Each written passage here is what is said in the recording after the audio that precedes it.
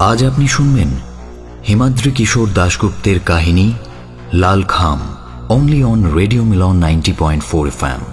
লেখক শ্রী হিমাদ্রি কিশোর দাশগুপ্তকে জানাই অসংখ্য ধন্যবাদ আমাদের এই প্রচেষ্টায় পাশে থাকার জন্য। Do like, share and subscribe our official YouTube channel for more audio stories. আজকের এই গল্পে অভিনয় করেছেন অভিক, দীপক, অপূর্ব এবং সায়ন। নাট্যরূপ দান চিন্ময়, পোস্টার ডিজাইনিং চিন্ময়, সমগ্র পরিচালনা এবং ধ্বনি পরিকল্পনা সায়ন। ঘরের চারপাশটা একবার ভালো করে দেখে নিচ্ছিল সোমেন। সতর্কতা অবলম্বন করা সব সময় ভালো। মনে হয় ঘরটা ভদ্রলোকের স্টাডি রুম। দেওয়ালের চারপাশ জুড়ে সারি সারি আলমারি, তাতে রাশি রাশি বই। ঘরের ঠিক মাঝখানে বেশ বড় একটা টেবিল, তার এক পাশে প্রফেসরের রিভলভিং চেয়ার। অন্য পাশের তিনটে চেয়ারে পাশাপাশি সোমেন, মাধব আর কৈলাস বসে আছে। মাথার ওপর ঘর ঘরে সিলিং ফ্যানের শব্দ ছাপিয়ে বাইরে থেকে জানালা দিয়ে অন্য একটা শব্দ ভেসে আসছে, সম্ভবত জলোচ্ছ্বাসের শব্দ। পাহাড়টা জানালা দিয়ে চোখে পড়ছে। জব্বলপুর, মার্বেল রকের কাছেই এই জায়গাটা। কৈলাস ছাড়া সোমেন বা মাধব এর আগে জায়গাটা দেখেনি। আগে কি একটা কারণে কৈলাস একবার এই জায়গাতে এসেছিল। এখানে আসার প্ল্যানটাও তারই। আজ সকালেই তারা তিনজন এখানে এসে পৌঁছেছে। এক সময় কৈলাস সন্দেহজনকভাবে বলল, কিরে সৌমেন, চাকরটা তো বলল বাবু এখনই আসছেন। 10 মিনিট হয়ে গেল, কেন যে তুই এই ভর দুপুরে লোকটার সাথে দেখা করতে এলি কে জানে বাবা। 3 রাত্রি ঘুমোয়নি, ঘুমোলে কাজ দিত। চাপা স্বরে সোমেন বলল, যে বাড়িতে উঠলাম তার মালিককে একটু বাজিয়ে নেওয়া ভালো। তেমন হলে ডেরা পাল্টাতে হবে। এই লোকটা কি করে বলতো? নেম প্লেটে কি যেন একটা ইংরেজিতে লেখা ছিল, দেখলাম, ইংরেজিটা পড়তে পারলাম না। ওনার নেম প্লেটে দেখলাম এ লোকটা প্যারাসাইকোলজিস্ট, বাংলায় যাকে বলে পরামনোবিদ। এরা শুনেছি টেলিপ্যাথি, থট রিডিং এসবের মাধ্যমে মানুষের মনের খবর জানতে পারে, ভূত ভবিষ্যৎ বলতে পারে। আমি একটা ইংরেজি বইতে পড়েছি জানিস এদের কথা। যদিও ব্যাপারটা আমার ঠিক বিশ্বাস হয় না, বিজ্ঞানও অবশ্য ব্যাপারটা মানতে চায় না। কথাটা শুনে কৈলাস বলল, যাক, আর পাণ্ডিত্য ফলাতে হবে না তোকে। আমি না হলে পড়াশুনো করিনি, কিন্তু তুই তো MA পাশ করেও শেষ পর্যন্ত। কথাটা শেষ করতে পারল না কৈলাস। তার আগেই ঘরে ঢুকলেন একজন ভদ্রলোক। ছিপছিপে চেহারা, পায়জামা পাঞ্জাবির ওপর একটা জহর কোট, চোখে সোনালি চশমা, ফ্রেঞ্চ কাট দাড়ি। বয়স মনে হয় 60-এর কোঠায় হবে। ঘরে ঢুকে ভদ্রলোক হাত জোড় করে নমস্কার জানালেন। সোমেনরাও প্রতি নমস্কার জানালো। ভদ্রলোক নিজের চেয়ারে বসে তিনজনকে তীক্ষ্ণ দৃষ্টিতে একবার ভালো করে দেখে নিয়ে বললেন, আমি প্রফেসর কাঞ্জিলাল, আপনারা? সোমেন সঙ্গে সঙ্গে জবাব দিল, আমরা আজ সকালেই এখানে এসেছি। আপনার বাড়ির একতলার একটা ঘর 2 দিনের জন্য ভাড়া নিয়েছি। আমি তপেশ প্রামাণিক, আর এরা দুজন, ও হচ্ছে প্রাঞ্জল, আর এ রাধা বিনোদ। ভাড়ার ব্যাপারটা সাধারণত আমার কাজের লোক ওই শিবসরণী দেখে। না না, ভাড়ার ব্যাপার নয়, আমরা আপনার সঙ্গে ওই একটু পরিচয় করতে এলাম। আপনি বাঙালি, সম্ভবত দীর্ঘদিন আছেন এখানে। এখানে কি কি দেখার জায়গা আছে আমাদের বলে দিলে একটু সুবিধে হয়। হ্যাঁ, এখানে বেশ কিছু দেখার জায়গা আছে। মার্বেল রক বেদঘাট তো এই জায়গাতেই, এই বাড়ির হাতার মধ্যে। নর্মদার উৎসস্থলটাও দেখে আসতে পারেন, সেটাও দূরে নয়। একটা গাড়ি ভাড়া নিয়েও যেতে পারেন। 64 যোগিনীর মন্দির, বান্ধবগড় ন্যাশনাল পার্ক, এইসব। তা আপনারা নিশ্চয়ই বন্ধু, কি করেন আপনারা? মাধব সঙ্গে সঙ্গে বলে উঠল, আগে ব্যবসা। পড়াশুনো করার পর চাকরি বাকরি তেমন হলো না, তাই ব্যবসা শুরু করি, কনস্ট্রাকশন বিজনেস। তাছাড়া একটু আধটু ওই জমি কেনা বেচা বোঝেনি তো। তা আপনি কি করেন? কলেজে পড়ান? ভদ্রলোক মৃদু হেসে বললেন, এক সময় পড়াতাম, সাইকোলজির প্রফেসর ছিলাম। এখন প্যারাসাইকোলজির চর্চা করি। প্যারাসাইকোলজি ব্যাপারটা বোঝেন তো? সোমেন মাধবকে জবাব দিতে না দিয়ে বলে উঠল, আমি একটু আধটু শুনেছি ব্যাপারটার সম্বন্ধে। প্যারাসাইকোলজিস্ট ওই হিপনোটিজম, টেলিপ্যাথি, থট রিডিং এসবের মাধ্যমে মানুষের মনের খবর জানতে পারে। এবং তা বিশ্লেষণ করে ভূত ভবিষ্যৎ বলতে পারে। বাহ, আপনি কিছুটা জানেন দেখছি। আসলে প্যারাসাইকোলজি একটা বিরাট বিষয়। আপনি যা বললেন তা শুধুমাত্র প্যারাসাইকোলজির বিভিন্ন অংশ। প্যারাসাইকোলজির মূল বিষয় কোনো মানুষের মনের সাথে কোনো বাহ্যিক মাধ্যম ছাড়াই সম্পর্ক স্থাপন, তার মনের খবর নেওয়া, তার মনের উপর প্রভাব ফেলে নিজের ইচ্ছে শক্তি দ্বারা তার ইচ্ছাকে প্রভাবিত করা। এক্ষেত্রে অবশ্য টেলিপ্যাথির একটা গুরুত্বপূর্ণ ভূমিকা আছে। সোমেন আর চোখে দেখল কৈলাসের চোখে মুখে ধীরে ধীরে বিরক্তি ফুটে উঠতে শুরু করেছে। এসব আলোচনা তার ভালো লাগছে না। সোমেন প্রফেসরের উদ্দেশ্যে বলল, কিন্তু বিজ্ঞান তো এসব বিষয় স্বীকার করে না শুনেছি। তিনি স্থির দৃষ্টিতে তাকালেন সোমেনের দিকে। সোমেনও তাকিয়ে রইল তার দিকে। মুহূর্ত খানিকের মধ্যেই সোমেনের হঠাৎ মনে হলো তার কপালের শিরা দুটো কেমন যেন তপতপ করতে শুরু করেছে। সঙ্গে সঙ্গে চোখ নামিয়ে নিল সে। প্রফেসর বললেন, মূর্খ পণ্ডিতেরা অনেক কিছুই দেরি করে স্বীকার করে। এক সময় তো তারা হোমিওপ্যাথি, আকুপাংচার এসবকেও চিকিৎসাবিদ্যা বলে স্বীকার করত না। আপনাদের এই প্রসঙ্গে একটা গল্প বলি। গল্প নয়, সত্যি ঘটনা। আপনারা যে টেলিপ্যাথির কথা বলছিলেন তা নিয়েই ঘটনাটা। আপটন সিনক্লেয়ার ছিলেন একজন বিখ্যাত প্যারাসাইকোলজিস্ট। 1920 সালে তিনি একটি পরীক্ষা করেন, যার পরীক্ষক ছিলেন স্বয়ং বিশ্বজয়ী বিজ্ঞানী আইনস্টাইন। দূরবর্তী শহরে থাকা তাঁর স্ত্রী মেরির সাথে সিনক্লেয়ার টেলিপ্যাথির মাধ্যমে মানসিক সম্পর্ক স্থাপন করেন।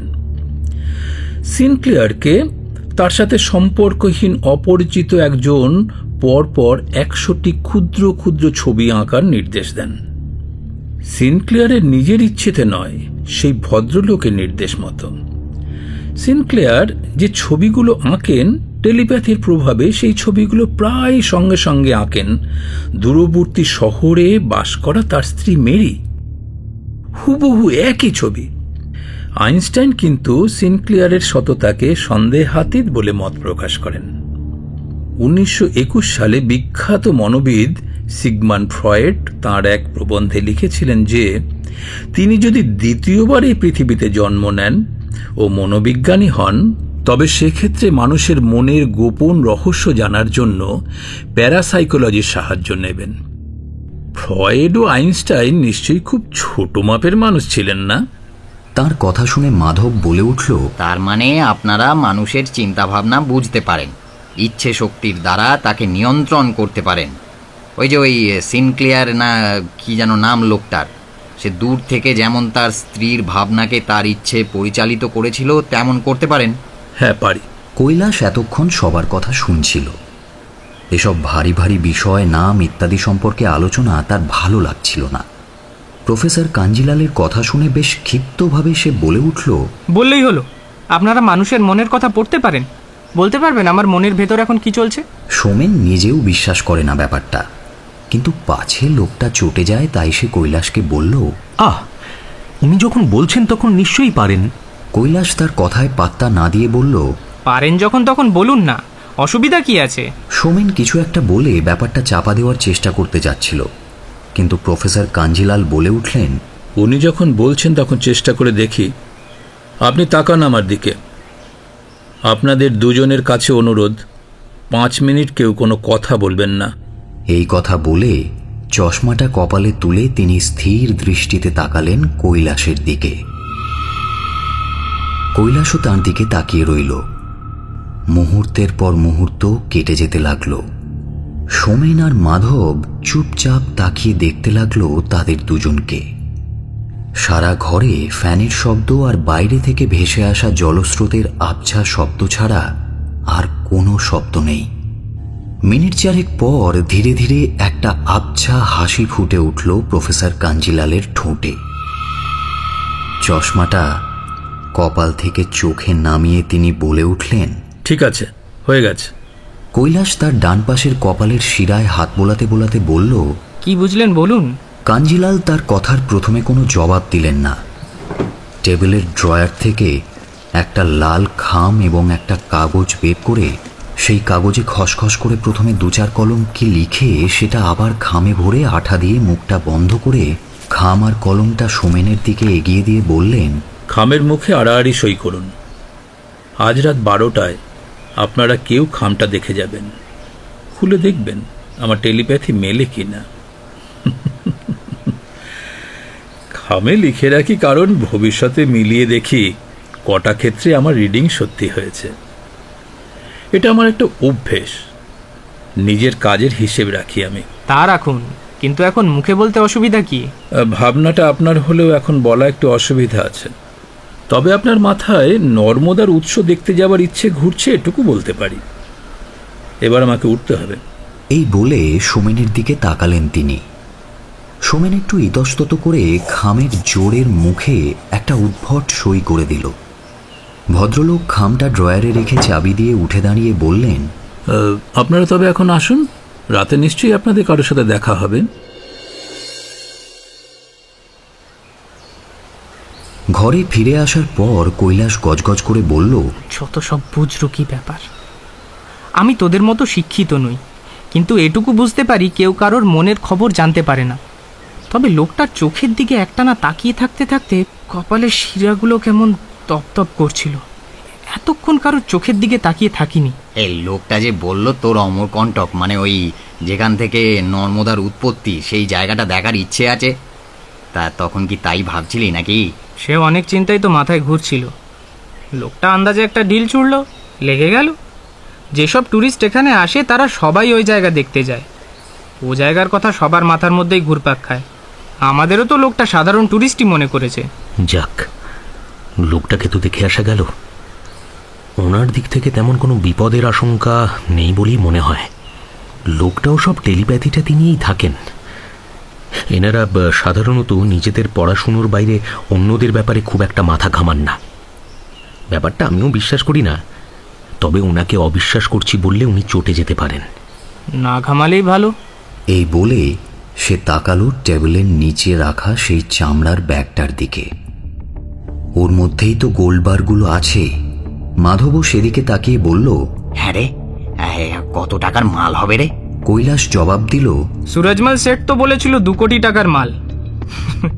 অবশ্য সে তখন জানতো না যে আমরা চোরের উপর বাটপাড়ি করব। ব্যাপারটা জানার পর সে কি করতে পারে বলে মনে হয়? আমাদের পেছনে অন্য কোনো লোক লাগাবে নাকি পুলিশের কাছে যাবে? সে নিজে পুলিশের কাছে যাবে না, কারণ সোনাটা তো চোরাই সোনা। পুলিশের কাছে গেলেও নিজেই ফেঁসে যাবে। ও যেটা করবে তা হলো অন্য কোনোভাবে আমাদের 3 জনের বিবরণ দিয়ে পুলিশকে জানিয়ে দেবে যে আমরা প্রচুর চোরাই সোনা নিয়ে কলকাতা ছেড়ে অন্য কোথাও যাচ্ছি। আর এতক্ষণে নিশ্চয়ই সেটা পুলিশকে জানিয়ে দিয়েছে। পুলিশও খোঁজাখুঁজি শুরু করে দিয়েছে হয়তো। আচ্ছা, তোর কি মনে হয় ওই সুরজমলের মুন্সি আমাদের চিনতে পেরেছিল? তুই তো দূরে বাইক নিয়ে দাঁড়িয়েছিলি। লোকটা ব্যাগ নিয়ে গলির মুখে আসতেই রিভলভারের তলা দিয়ে মাথার পেছনে মারতেই সে ফুটপাতে পড়ে অজ্ঞান হয়ে গেল। আমাদের মুখেও তো কাপড় বাঁধা ছিল। রাত 1টাতে লোকও ছিল না রাস্তায়। লোকটা আমাদের চিনেছে কিনা তাতে কিছু যায় আসে না। সুরজমল আমাদের ভালোভাবে চেনে। সে নিজেই আমাদের দিয়ে বার কয়েক অন্যের চোরাই সোনা ছিনতাই করিয়েছে। আমাদের খুঁজে না পেয়ে সে ঠিক বুঝে যাবে যে কাজটা আমরাই করেছি। এখানে আপাতত কদিন গা ঢাকা দিয়ে থাকি, তারপর এখান থেকে মুম্বাই যাব। সেখানে আমার একজন পরিচিত শেঠ আছে যে সব মাল কেনে। তবে আমরা যদি 3 জন না হয় 2 জন হতাম না, ভাগ বাটোয়ারাটা সুবিধে হতো। 2 জনে 1 কোটি 1 কোটি করে পেতাম। তার মানেটা কি? আমরা 3 জন, 2 জন হব কেন? ওই যে বললাম না, ভাগের সুবিধে হতো। জবাবে মাধব কিছু একটা বলতে যাচ্ছিল, কিন্তু সেই সময় বাইরে একটা গাড়ি থামার শব্দ হলো। জানালার খড়খড়ি তুলে কৈলাস বাইরের দিকে তাকিয়ে বলে উঠল, পুলিশ। ঘরের একটাই দরজা, বেরোতে হলে পুলিশের সামনে দিয়েই বেরোতে হবে। পালানোর কোনো উপায় নেই। পুলিশ যে এত তাড়াতাড়ি তাদের কাছে পৌঁছে যাবে তার ধারণা ছিল না তাদের। জানালার ফাঁক দিয়ে তারা দেখতে লাগলো পুলিশদের। পুলিশ অফিসার প্রথমে কিছুক্ষণ কেয়ারটেকার শিবশরণের সাথে কথা বলল, তারপর সোজা এগিয়ে আসতে লাগলো সোমেনদের ঘরের দিকে। খাটের তলায় গোল্ডবার ভরা ব্যাগটা রয়েছে। সোমেন আর কৈলাসের কোমরে রিভলভারও আছে। আর হয়তো পালাবার কোনো পথ নেই, তবু সচেতনতা হারালে চলবে না। সোমেনের ইশারায় ব্যাগটার ওপর একটা চাদর ফেলে দিয়ে মাধব আর কৈলাস খাটে শুয়ে পড়ল। দরজায় টোকা পড়তেই সোমেন বলল, কে? পুলিশ, দরজা খুলুন। ওপাশ থেকে জবাব এলো। সোমেন দরজা খুলে একটা বিরাট হাই তুলে চোখ কচলে তাকালো পুলিশ অফিসারের দিকে, যেন এতক্ষণ নিশ্চিন্তে ঘুমোচ্ছিল সে। তার মুখে উত্তেজনার কোনো চিহ্ন নেই। সে বলল, কি ব্যাপার শিবশরণ, পুলিশ কেন? পুলিশ অফিসার সোমেনকে ভালো করে দেখে নিয়ে প্রশ্ন করলেন, আপনারা কোত্থেকে আসছেন? কলকাতা? আপনারা বাংলার লোক দেখলেই কলকাতা ভাবেন। পশ্চিমবঙ্গ অনেক বড় জায়গা। আমরা থাকি ব্যারাকপুরে। কোনো প্রমাণ আছে? কোনো ফটো আইডি? সোমেন তার পার্স থেকে একটা ড্রাইভিং লাইসেন্স বার করে এগিয়ে দিল পুলিশ অফিসারের দিকে। বলাই বাহুল্য, তাতে সোমেনের ছবি থাকলেও নাম পরিচয় ভুয়ো। পুলিশ অফিসার লাইসেন্সটা হাতে নিয়ে ছবি দেখে তার সাথে সোমেনের চেহারা মেলালেন, তারপর বললেন, ঠিকই আছে, তবে আপনাদের ঘরটা আমি একটু তল্লাশি করে দেখতে চাই। ইতিমধ্যে মাধব আর কৈলাসও বিছানা ছেড়ে উঠে এসে দাঁড়িয়েছে। সোমেন একটা শেষ চেষ্টা করার জন্য বলে উঠল, তা তল্লাশি করবেন কেন? কি শিবশরণ, এ বাড়িতে তোমরা চোর ডাকাতদের ঘর ভাড়া দাও নাকি? আগে জানলে এ বাড়িতে উঠতাম না। পুলিশ খানা তল্লাশি করে চলে গেলে ভাড়ার টাকাটা ফেরত দেবে, আমরা অন্য জায়গায় চলে যাব। সোমেন হিন্দিতেই কথাগুলো বলল যাতে পুলিশ অফিসারের বুঝতে কোনো অসুবিধা না হয়। তার কথা শুনে মুহূর্তের জন্য একবার থমকে দাঁড়ালেন অফিসার, তারপর বললেন, সরে দাঁড়ান, আমরা ঘরে ঢুকবো। আর কিছু করার নেই। পুলিশ যেভাবে সামনেটা ঘিরে রেখেছে তাতে পালাবার পথও বন্ধ। ঠিক সেই সময় একটা গম্ভীর কণ্ঠস্বর শোনা গেল, আপনার কি ধারণা আমি ক্রিমিনালদের ঘর ভাড়া দিই? পুলিশের চাকরি কত বছর হলো? কখন যেন উপর থেকে নেমে এসেছেন প্রফেসর কাঞ্জিলাল। ইন্সপেক্টর তার গলা শুনে ফিরে তাকিয়ে বিস্মিতভাবে বললেন, প্রফেসর, এটা আপনার বাড়ি নাকি? কাঞ্জিলাল বেশ রুষ্টভাবে বললেন, আমার বাড়ি বলেই তো জানি। নেম প্লেটটা খেয়াল করলেই বুঝতে পারতেন। পুলিশের চাকরি করলেও এটুকু পড়ার যোগ্যতা আপনার আছে বলেই মনে হয়। পুলিশ ইন্সপেক্টরটি একটু আমতা আমতা করে বললেন, আসলে কলকাতা থেকে একটা খবর এসেছে, সেই জন্যই তল্লাশি চালাচ্ছি আমরা। অন্য রাজ্যেও বেশ কিছু জায়গাতে তল্লাশি চলছে। কোথায় কি হচ্ছে জানি না, আমার জানার দরকারও নেই। শুধু এটুকু বলি, এনারা সব ভদ্রলোক। তল্লাশি নিতে হয় নিন। আমার বাড়িতে তল্লাশি করার ওয়ারেন্ট আপনার কাছে আছে কিনা জানি না। 30 বছর এ বাড়িতে আছে, কিন্তু কোনোদিন পুলিশ ঢোকেনি। আপনার সাথে এরপর আমার আদালতে দেখা হবে। ভদ্রলোক কথাগুলো এমনভাবে বললেন যে থমকে গেলেন অফিসার। তিনি কয়েক মুহূর্ত তাকিয়ে রইলেন প্রফেসর কাঞ্জিলালের চোখের দিকে। তারপর উপস্থিত পুলিশ কর্মীদের উদ্দেশ্যে বললেন, চলো চলো চলো, সবাই গাড়িতে ওঠো। সোমেনের যেন মনে হলো গাড়িতে উঠে টুপি খুলে কপালের শিরায় একবার হাত বোলালেন সেই অফিসার। পুলিশের গাড়ি বাড়ির চৌহদ্দি থেকে বেরিয়ে যেতেই প্রফেসর কাঞ্জিলাল সোমেনদের উদ্দেশ্যে হেসে বললেন, ওরা ওরকমই। আসল অপরাধী না ধরে নিরীহ মানুষকে বিরক্ত করে। তবে এই ব্যাপারটা মন থেকে মুছে ফেলুন, বুঝলেন? শুনুন, আজ তো পূর্ণিমা। আজ রাতে একবার মার্বেল রকটা দেখে আসুন। চাঁদনি রাতে জায়গাটা অপূর্ব লাগে। আমার বাড়ির পেছন দিয়েও একটা পথ আছে সে জায়গাতে যাবার। মানে শিবশরণ আবার আজ রাত্রে বাড়ি থাকবে না, নইলে ওকে আপনাদের সাথে পাঠাতাম। তবে সোজা পথ, চাঁদের আলো থাকবে, আপনাদের অসুবিধা হবে না, বুঝলেন? এই বলে ভদ্রলোক সিঁড়ি দিয়ে ওপরে উঠে গেলেন। সোমেন দরজাটা বন্ধ করে দিল। ঘাম দিয়ে যেন জ্বর ছাড়ল তাদের। একটু ধাতস্থ হওয়ার পর মাধব বলল, লোকটার জন্য কিন্তু এবার কপাল জোরে বেঁচে গেলাম, নইলে কিন্তু ওই মাল সমেত ধরা পড়তাম তিনজনেই। ভাগ্য সবসময় সাথ নাও দিতে পারে। ব্যাগটা যদি অন্য কোথাও সরিয়ে ফেলা যেত তবে রিস্কটা কমে যেত। একটা কাজ করা যেতে পারে। কাঞ্জিলাল যে জায়গার কথা বলে গেল সেই জায়গায় আমি গেছি। জলের মধ্যে অনেক বড় বড় পাথরের খাঁজ আছে ওখানে। পাথরের দেওয়ালের অনেক ফাঁক ফোকর আছে, তার মধ্যে লুকিয়ে রাখা যেতে পারে ব্যাগটা, কেউ টের পাবে না। ব্যাপারটা ভেবে দেখা যেতে পারে, তবে ও জায়গা সত্যি কতটা নিরাপদ সেটা আগে দেখতে হবে। আমার আর সোমেনের তো জায়গাটা দেখাই নেই, আগে দেখি। মাধব, তুই একটা কাজ কর, ভদ্রলোককে কৃতজ্ঞতা জানানোর জন্য একবার উপরে যা, আর সেই ছুতোয় জেনে আসবি যে রাতে ওখানে কোনো পুলিশ বা গার্ড থাকে কিনা। মাধব সোমেনের কথা শুনে ঘর থেকে বেরিয়ে ওপরে উঠল। সেই ঘরটাতেই আবার এসে বসেছিলেন কাঞ্জিলাল। তার হাতে একটা কাগজ, পেন আর খাম। সম্ভবত কিছু লিখতে এখানে আবার এসে বসেছেন তিনি। মাধবকে দেখে তিনি বললেন, বসুন। মাধব তার মুখোমুখি বসে বলল, মানে আপনি যেভাবে আমাদের পুলিশের হুজ্জুতি থেকে বাঁচালেন সেজন্য আপনাকে ধন্যবাদ জানাতে এলাম। বেড়াতে এসে ঝামেলায় জড়ালে খুব মুশকিল।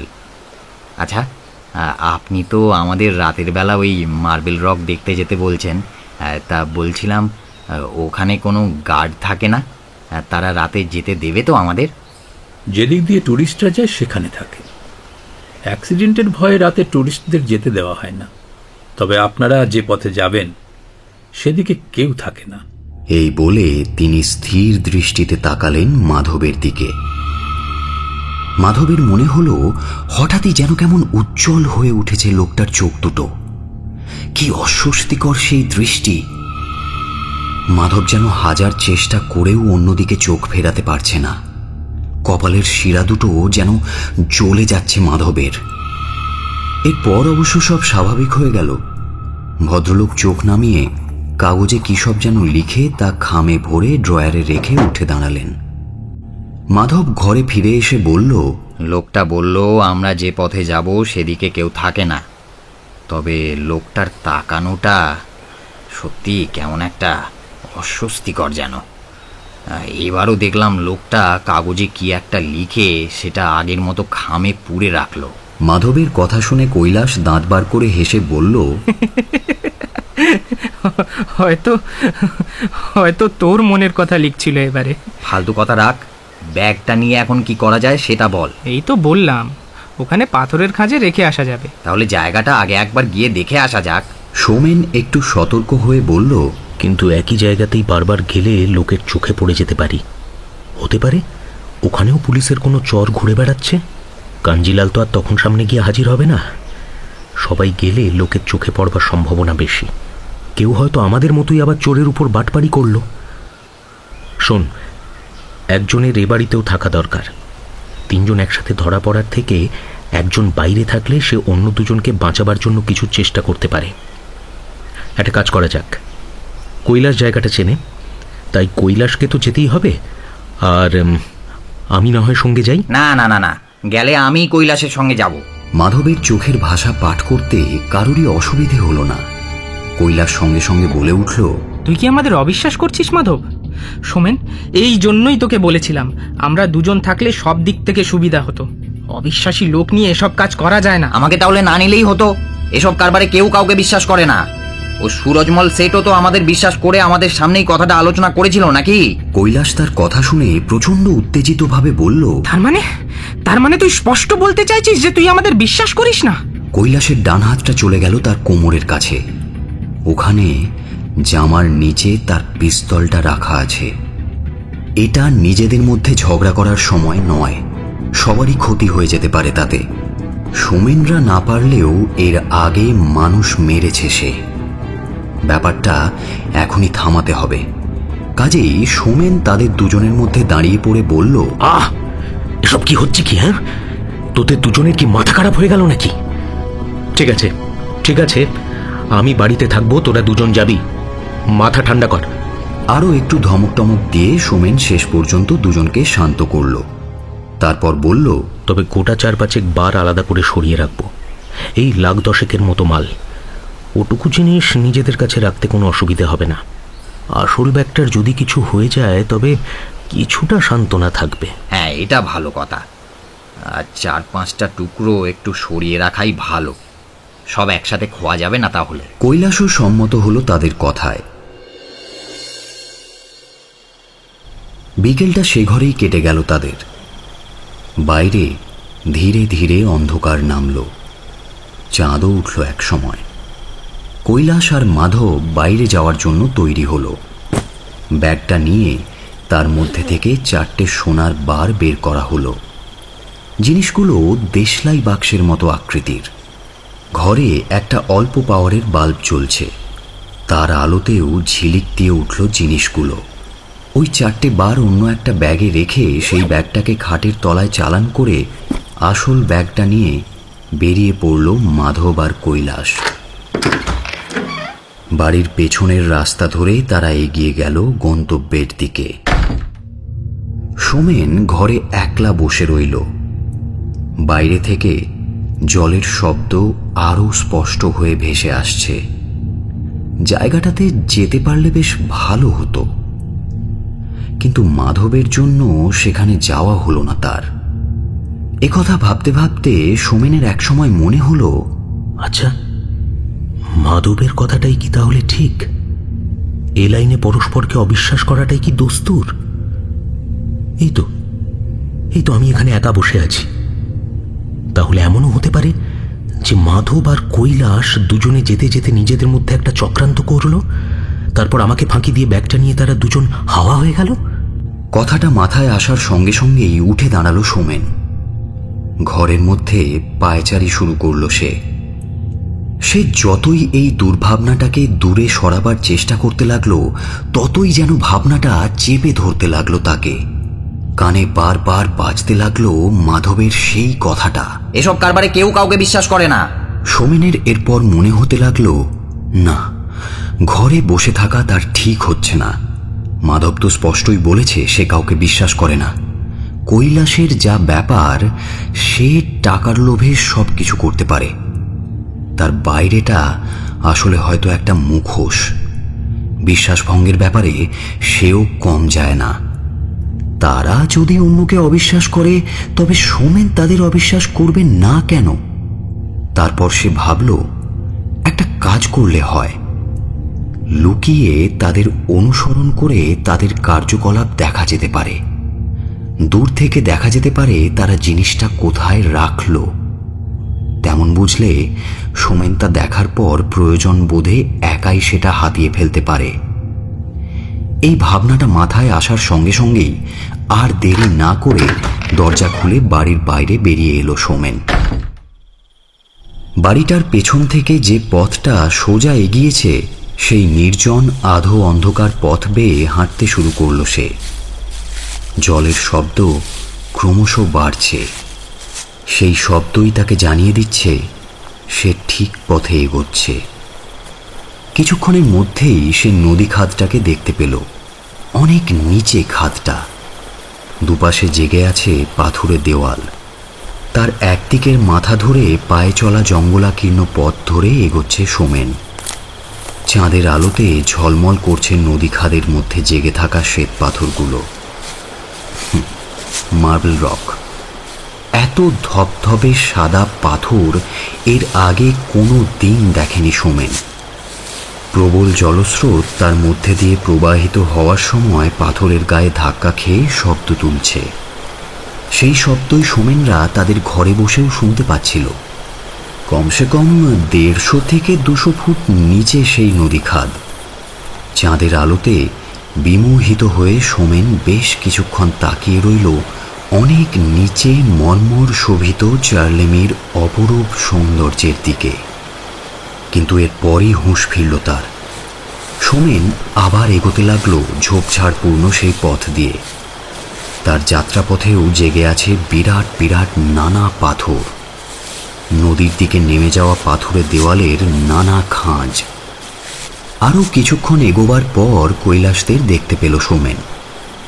তারই যাত্রাপথে আরও বেশ কিছুটা এগিয়ে খাদের কিনারে একটা উঁচু পাথরের দেওয়ালের গায়ে দাঁড়িয়ে আছে দুজন। হয়তো ওই পাথরের দেওয়ালের কোনো খাঁজে অথবা ঢাল বেয়ে নিচে নামার কোনো পথ থাকলে সেখানে ব্যাগটা লুকাবে তারা। মাধবের হাতে ব্যাগটা ধরা আছে। চারপাশে তাকাচ্ছে তারা দুজন। সমীর চট করে খাদের ধারে একটা পাথরের আড়ালে নিজেকে লুকিয়ে ফেলল। সেখান থেকে দেখল কৈলাস আর মাধব প্রথমে তাদের সামনে পাথুরে দেওয়ালের দিকে তাকিয়ে সম্ভবত কিছু আলোচনা করল। কৈলাস ব্যাগটা মাধবের হাত থেকে নিল। একবার সে যেন নিজের কপালে হাত দিল, তারপর আঙুল তুলে মাধবকে নিচে কি একটা দেখালো। ভালো করে দেখার জন্য মাধব খাদের কিনারায় এসে দাঁড়ালো। আর তারপরেই ঘটল সেই ঘটনাটা। মুহূর্তের জন্য কোথা থেকে এক ফালি মেঘ এসে ঢেকে দিল চাঁদটাকে। অন্ধকার নেমে এলো চারপাশে। হঠাৎ একটা অস্পষ্ট আর্ত চিৎকার শোনা গেল। তারপরেই অনেক নিচে পাথরে ভারী কিছু আছড়ে পড়ার শব্দ। চাঁদ যখন মুখ তুলল তখন প্রবল জলস্রোতে মার্বেল রকে আঘাত খেতে খেতে মাধবের দেহটা দূরে ভেসে যাচ্ছে।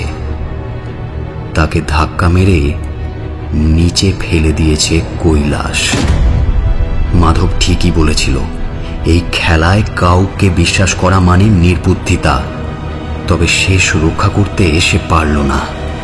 সোমেন ব্যাপারটা দেখে চমকে উঠল ঠিকই, কিন্তু প্রাথমিক বিস্ময়ের ঘোর কাটার পর তার মনে হলো হয়তো ব্যাপারটা ভালোই হয়েছে। 3 জনের বদলে 2 জন মানে এক একজনের ভাগে 1-1 কোটি টাকা। কিন্তু কৈলাস আবার তাকেও মারার চেষ্টা করবে না তো? সোমেন একবার হাত দিয়ে নিজের কোমরে রিভলভারের অবস্থানটা দেখে নিয়ে আড়াল থেকে লক্ষ্য করতে লাগলো কৈলাসকে। কৈলাস আবার চারপাশটা ভালো করে দেখল।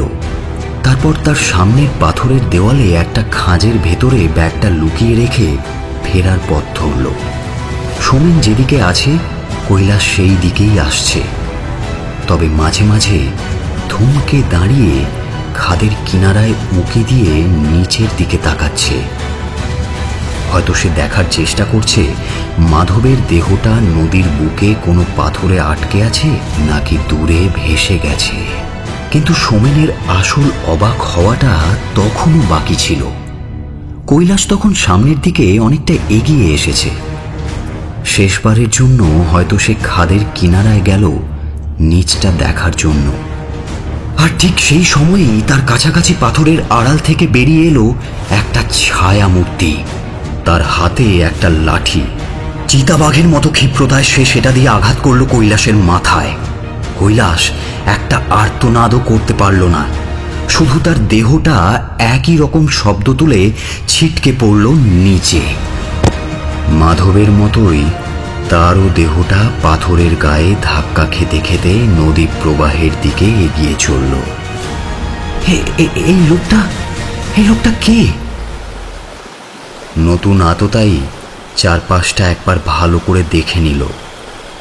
তারপর যেন নিশ্চিন্ত হয়ে পেছন ফিরে সেই পাথরের দেওয়ালের দিকে এগোলো। কিছুক্ষণের মধ্যেই সেই দেওয়ালের খাঁজ থেকে ব্যাগটা বের করে ফিরে আসতে লাগলো সোমেন যেদিকে আছে সেই দিকে। না, এভাবে লোকটাকে ব্যাগ নিয়ে পালাতে দেওয়া যায় না। সে কাছাকাছি এলেই গুলি চালাবে সোমেন। রিভলভারটা বার করল সে। লোকটা হাঁটতে হাঁটতে একসময় সোমেনের কাছাকাছি চলে এলো। গুলি চালাবার জন্য প্রস্তুত হলো সোমেন। কিন্তু এরপরেই সে একটা অসুবিধের কথা অনুভব করল। লোকটা খাদের একদম ধার ঘেঁষে হাঁটছে।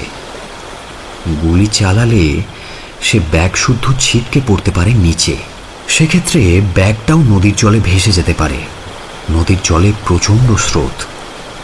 তাছাড়া গুলির শব্দও নিশ্চয়ই পাথরের দেওয়ালে প্রতিধ্বনিত হবে। অনেক লোকের কানে যেতে পারে সেটা।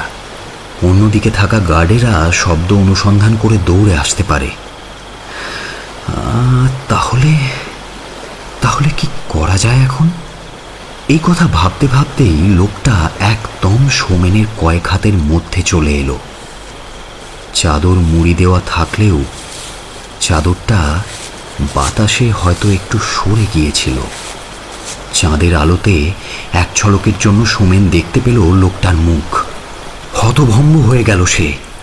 আরে এই যে প্রফেসর কাঞ্জিলাল, তাহলে কি সত্যি টেলিপ্যাথির মাধ্যমে কৈলাস বা তাদের কারো মনের কথা জেনে গিয়েছিল সে? লোকটা কি বুঝতে পেরেছিল তারা সোনা নিয়ে এসেছে? টেলিপ্যাথির মাধ্যমেই কি সে কৈলাসকে পরিচালিত করলো মাধবকে ধাক্কা দেওয়ার জন্য?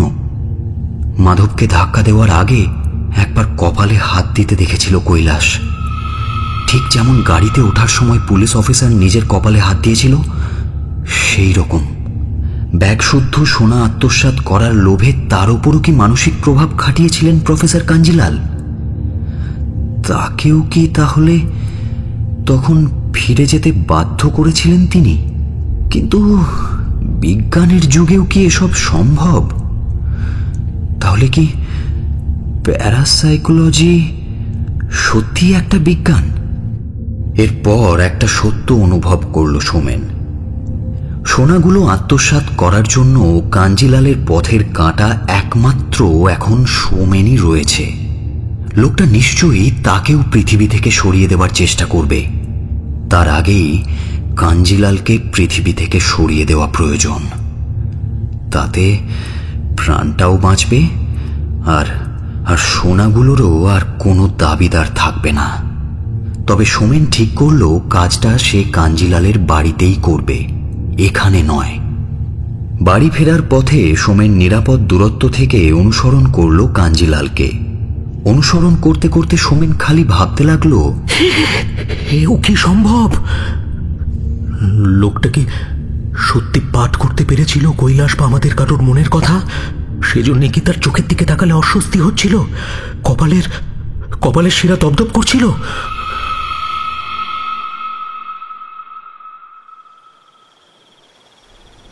একসময় বাড়িটার কাছে পৌঁছে গেল তারা দুজনেই।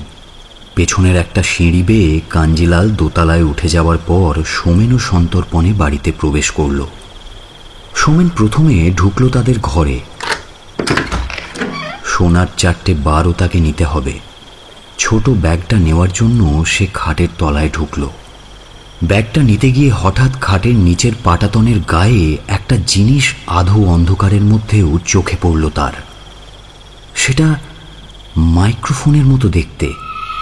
কাঞ্জিলাল কি তাহলে গোপন মাইক্রোফোনে এ ঘরের লোকেদের কথাবার্তা শোনেন?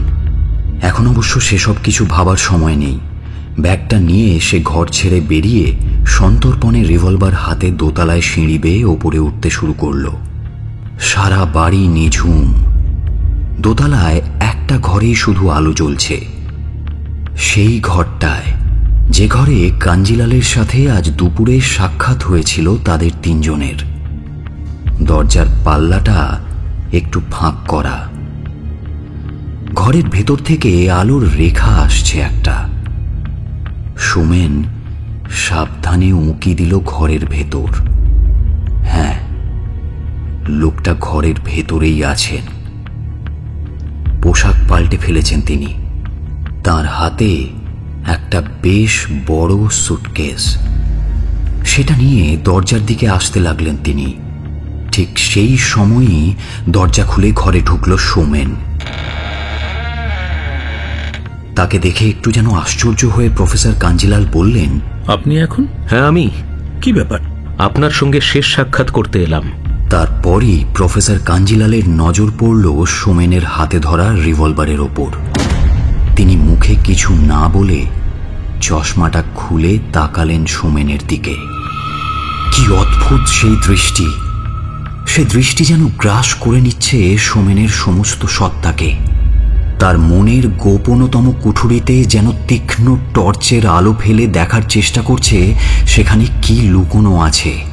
সোমেনের ভাবনাগুলোকে যেন ওই চোখ দুটো ফালা ফালা করে ছিঁড়ে ফেলছে। তার কপালের শিরা দুটো দপদপ করছে। রিভলভার ধরা হাতটা কেমন যেন অবশ হয়ে আসছে। সোমেন যেন ধীরে ধীরে লোকটার নিয়ন্ত্রণে চলে যাচ্ছে। চোখ ফেরাতে পারছে না সোমেন। ক্রমশ উজ্জ্বল থেকে উজ্জ্বলতর হচ্ছে কাঞ্জিলালের চোখ দুটো। সোমেন একটা শেষ চেষ্টা করল। মনের সব শক্তি একত্রিত করে রিভলভারটা উঠিয়ে প্রফেসর কাঞ্জিলালের বুক লক্ষ্য করে চালিয়ে দিল গুলি। পরপর দুটো গুলি। প্রচণ্ড শব্দে কেঁপে উঠল ঘরটা। ধোঁয়াতে আর বারুদের গন্ধে ঢেকে গেল সবকিছু।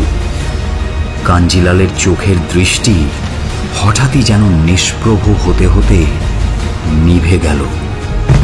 দড়াম করে একটা শব্দ হলো। ধোঁয়ার রেশ যখন কাটল, তখন সোমেনের সামনে মাটিতে পড়ে আছে প্রফেসর কাঞ্জিলালের রক্তাক্ত নিষ্পন্দন দেহ। সোমেনের নিজেরও ধাতস্থ হতে বেশ কিছুটা সময় লাগলো। পরপর 3টে মৃত্যু 1 ঘন্টার মধ্যে সে প্রত্যক্ষ করেছে। 2টো খুন হতে দেখল, একটা খুন সে নিজে করল। কাঞ্জিলালের হাত থেকে চাবিটা ছিটকে পড়েছিল মেঝেতে। সেটা কুড়িয়ে নিয়ে সে সুটকেসটা খুলতেই জামা কাপড়ের নিচ থেকে বেরিয়ে এলো সোমেনদের সেই ব্যাগটা। সম্ভবত কাঞ্জিলাল বাড়ি ছাড়ার চেষ্টা করছিলেন। সোমেন এরপর সেই ব্যাগটা টেবিলে রেখে কাঞ্জিলালের চেয়ারে বসল। মনটা শান্ত করার জন্য কিছুটা সময়ের প্রয়োজন তার। শিবশরণ বাড়িতে নেই। কাঞ্জিলাল সহ তার সঙ্গীরা মৃত। আপাতত কেউ তাকে বিরক্ত করতে আসবে না। একবার ঘড়ি দেখল সোমেন। 8:30 বাজে। এখানে আসার সময় তারা খবর নিয়ে এসেছিল 9:30টায় এখান থেকে শেষ বাস জব্বলপুর স্টেশনে যায়। স্টেশনে পৌঁছে রাতের কোনো ট্রেন ধরবে সোমেন। পরের দিন শিবশরণ যখন বাড়িতে ফিরে প্রফেসর কাঞ্জিলালের লাশ দেখবে, সোমেন তখন অনেক দূরে কোথাও পৌঁছে যাবে। এ বাড়ি থেকে বাসস্ট্যান্ডের দূরত্ব মাত্র মিনিট 20। শেষ মুহূর্তে সোমেন সেখানে পৌঁছে বাসে উঠবে। আগে বাসস্ট্যান্ডে গিয়ে লোকের চোখে পড়ে কাজ নেই। এ বাড়ি ছেড়ে ঠিক 9টায় বেরোলেই যথেষ্ট। আপাতত 8 ঘন্টা এ ঘরে বসে বিশ্রাম নেওয়া যাবে। কাঞ্জিলালের সেই গদি আঁটা চেয়ারটাতে বেশ আয়েশ করে বসল সোমেন। কিছু দূরে পড়ে আছে কাঞ্জিলালের মৃতদেহ। তার সেই উজ্জ্বল চোখ দুটো কেমন যেন নিষ্প্রভ হয়ে মরা মাছের চোখের মতো চেয়ে আছে সিলিংয়ের দিকে। এই প্রথম সেই চোখ দুটো কোনো দিন আর কারো মনের খবর পাঠ করতে চাইবে না। সোমেনের এটা প্রথম খুন। দেহটা কাছেই পড়ে থাকলেও তার তেমন কোনো উত্তেজনা অনুভব হচ্ছে না। সোমেন এই প্রথম বুঝতে পারল তার মধ্যেও একজন কোল্ড ব্লাডেড মার্ডারার এতদিন লুকিয়েছিল। বেশ একটু আত্মতৃপ্তি অনুভব করল সে। শুধু কয়েকটা প্রশ্ন মাথার ভেতরে ঘুরপাক খেতে লাগলো তার। ওই মৃত লোকটা কিভাবে জানতে পারলো আমাদের ব্যাপারটা? লোকটা কি সত্যি থট রিডিং জানতো? লোকটা চোখের দিকে তাকিয়ে আমার অমন অদ্ভুত মনে হচ্ছিল কেন? এরপরই মনে পড়ল তার সেই খামটার কথা। সেটা দেখলেই তো সব সম্ভাবনার নিরসন হয়। ব্যাপারটা মাথায় আসার সাথে সাথে চাবি দিয়ে সোমেন টেবিলের ড্রয়ারটা খুলে ফেলল। 2টো একই রকমের খাম রাখা আছে সেখানে। সোমেন খাম 2টো বের করে টেবিলের ওপর রাখল। মুখ বন্ধ 2টো খাম, লাল রঙের দেখতে। যে খামটার মুখে সোমেনের সই করা ছিল সেই খামটাই খুলল সোমেন। একটু কাঁপা হাতে ভেতরের কাগজটার ভাঁজ খুলল সে। খুনটা নিয়ে না হলেও এই ব্যাপারটা নিয়ে বেশ উত্তেজনা বোধ করছে সে। কিন্তু কাগজের লেখাটা পড়ার পরই সোমেন কেমন যেন অবাক হয়ে গেল। নিজের মনেই হাসতে লাগল। কাগজে প্রথমে একটা পরিচিত ছড়া লেখা, হলদে সবুজ ওরাং ওটাং, ইট পাটকেল চিৎপটাং। আমার এতদিনে এর প্যারাসাইকোলজি চর্চা তবে মিথ্যা? লোকটার মনের কোনো কথাই পড়তে পারলাম না আমি। লোকটা তবে সোমেনদের ব্যাপারটা জানলো কিভাবে? তাহলে খাটের নিচে দেখা ওই জিনিসটা মাইক্রোফোনই হবে। ওর মাধ্যমেই নিশ্চয়ই তাদের কথা শুনছিল লোকটা। তারপর কৈলাসদের পিছু নিয়ে সুযোগের সদ্ব্যবহার করার চেষ্টা করেছিল। কিন্তু লোকটার ওই চোখ দুটো, সেই উজ্জ্বল চোখ, আসলে সেটা নিশ্চয়ই সোমেনদের মানসিক দুর্বলতা। নানা কথা শুনিয়ে সোমেনদের ওপর মানসিক প্রভাব বিস্তার করেছিল লোকটা। উদ্ভট ভাবনা ঢুকিয়ে দিয়েছিল তাদের মাথায়। শেষ পর্যন্ত অবশ্য শেষ রক্ষা করতে পারল না। সোমেনের কাছে হেরে গেল প্যারাসাইকোলজিস্ট প্রফেসর কাঞ্জিলাল। লোকটা জব্বর প্রতারণা করার চেষ্টা করেছিল। অবশ্য অস্বীকার করে লাভ নেই, সোমেনও বেশ ভ্যাবাচাকা খেয়ে গিয়েছিল ব্যাপারটাতে। কাঞ্জিলালের অত্যাশ্চর্য ক্ষমতায় একটু যেন ভয়ও পেয়েছিল। এখন পুরো ব্যাপারটা ভেবে মনে মনে হাসতে লাগলো সে। একটা সিগারেট ধরালো, তারপর টেবিলের ওপর পা তুলে সোনা ভর্তি ব্যাগটার দিকে তাকিয়ে ভাবল, সব সোনা এখন আমার। ব্যাগটা নিয়ে অনেক দূরে কোথাও চলে গিয়ে বাকি জীবনটা আনন্দে আরামে আয়েসে কাটিয়ে দেব। সিগারেট টানতে টানতে সুখ স্বপ্নে মশগুল হয়ে রইল সোমেন। ঘড়ির কাঁটার টিকটিক শব্দে এগিয়ে চলল। কোথায় যেন গ্র্যান্ডফাদার ক্লকে ঢং ঢং শব্দে রাত 9টার ঘন্টা বাজতে শুরু করল। চিন্তার জাল ছিন্ন হলো সোমেনের। এবার তাকে বেরোতে হবে। অনেক দূর চলে যাবে সে, সবার নাগালের বাইরে। টেবিল থেকে পা নামিয়ে চেয়ার থেকে উঠে দাঁড়ালো সোমেন। দরজার দিকে এগোতে যাচ্ছিল, ঠিক সেই সময়ই দরজা খুলে হুড়মুড় করে ঘরে ঢুকে পড়ল সকালের সেই পুলিশ অফিসার সহ আরো কয়েকজন পুলিশ কর্মী। সোমেন ভালো করে কিছু বুঝে ওঠার আগেই তার হাতে হ্যান্ডকাফ পরিয়ে দিল পুলিশ। একজন তার কোমর থেকে রিভলভারটা বের করে নিল, আর একজন ছিনিয়ে নিল ব্যাগটা। ব্যাগ খুলতেই বেরিয়ে পড়ল সোনার বারগুলো। আর কিচ্ছু করার নেই। পুলিশ কর্মীরা এবার ঘুরে ঘুরে ঘরটার আনাচে কানাচে দেখতে লাগলো। একজন লোক টেবিলের ওপর থেকে প্রথমে কাঞ্জিলালের লেখা সেই প্রথম কাগজের টুকরোটা তুলে নিয়ে ভ্রু কুঁচকে তাকালো। তারপর দ্বিতীয় খামটা তুলে নিয়ে তার মুখ ছিঁড়ে তার ভেতরের কাগজটা খুলল। কিন্তু সেই কাগজে চোখ বুলিয়েই বিস্মিতভাবে সে বলে উঠল, আরে, লোকটা অন্তর্যামী ছিল নাকি? কথাটা শুনেই অফিসার সহ পুলিশ কর্মীরা তাকালো তার দিকে। লোকটা সম্ভবত বাঙালি। সে বলল, প্রফেসর কাগজটায় কি লিখে রেখেছে শুনুন। উনি লিখেছেন, পেরেছি। আমার প্যারাসাইকোলজি টেলিপ্যাথি চর্চা মিথ্যা নয়। প্রথম লোকটার ক্ষেত্রে দীর্ঘদিনের অনভ্যাসের ফলে ব্যর্থ হয়েছিলাম, কিন্তু পরপর দুজনের মনের ভাব আমি পাঠ করতে পেরেছি। পুলিশ অফিসার যাবার আগে মনে মনে বলে গেল, ঠিক রাত 9টায় ওয়ারেন্ট নিয়ে বাড়িতে হানা দেবে সে। আর আমার সামনে যে লোকটা বসে আছে তার নাম প্রাঞ্জল নয়, মাধব। অন্য দুজনের নাম কৈলাস আর সোমেন। সোমেন হতবাক হয়ে গেল। মাধব তো ওই খামটার কথাও তাকে বলেছিল। প্রথম খামটা খুলে লেখাটা দেখার পর দ্বিতীয় খামটা খুলে দেখার প্রয়োজন অনুভব করেনি সোমেন। অথচ হাতে তার সময় ছিল তখন। খামটা যদি সে খুলে দেখত তাহলে সে পুলিশের নাগাল এড়াতে পারত। সোমেন তাকালো কিছুটা তফাতে পড়ে থাকা কাঞ্জিলালের মৃতদেহের দিকে। হঠাৎ তার মনে হলো কাঞ্জিলালের ঠোঁটের কোণে আবছা একটা হাসি ফুটে উঠেছে। সেই হাসি ব্যঙ্গ করছে সোমেনকে। তার দৃষ্টি যেন এখন সোমেনের প্রতি নিবদ্ধ। আবার জীবিত হয়ে উঠেছে সেই চোখ দুটো। তারা পাঠ করছে সোমেনের মনের খবর। সোমেনের কপালের পাশের শিরাগুলো দপদপ করতে শুরু করেছে। সোমেন পুলিশ অফিসারের উদ্দেশ্যে বলে উঠল, অফিসার প্লিজ, ওই দুটো চোখ ঢেকে দিন। ওই দৃষ্টি আমি আর সহ্য করতে পারছি না। Please officer, please.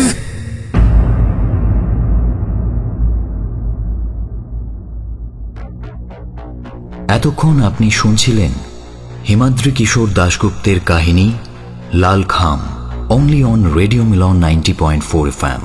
লেখক শ্রী হিমাদ্রি কিশোর দাশগুপ্তকে জানাই অসংখ্য ধন্যবাদ আমাদের এই প্রচেষ্টায় পাশে থাকার জন্য। Do like, share and subscribe our official YouTube channel for more audio stories. সোমেনের চরিত্রে অভিক, প্রফেসর কাঞ্জিলালের ভূমিকায় দীপক, কৈলাসের চরিত্রে অপূর্ব, গল্প পাঠে এবং মাধবের ভূমিকায় সায়ন, নাট্যরূপ দান চিন্ময়, পোস্টার ডিজাইনিং চিন্ময়, সমগ্র পরিচালনা এবং ধ্বনি পরিকল্পনা সায়ন। আগামী সপ্তাহে আরও একটা নতুন গল্প নিয়ে হাজির হব আমরা। শুনতে থাকুন রেডিও মিলন 90.4 FM।